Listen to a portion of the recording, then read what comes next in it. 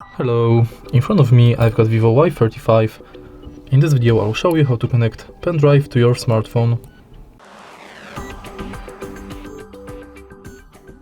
In the beginning, make sure that your smartphone has USB-C port and then plug it to charging port in your smartphone.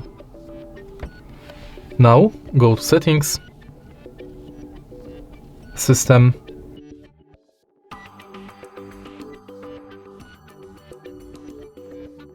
or enter Bluetooth and Devices, and now simply switch OTG to enable Pendrive connection. Thanks to this you can go to Files, Browse, and now you can browse your Pendrive internal storage. And that's it.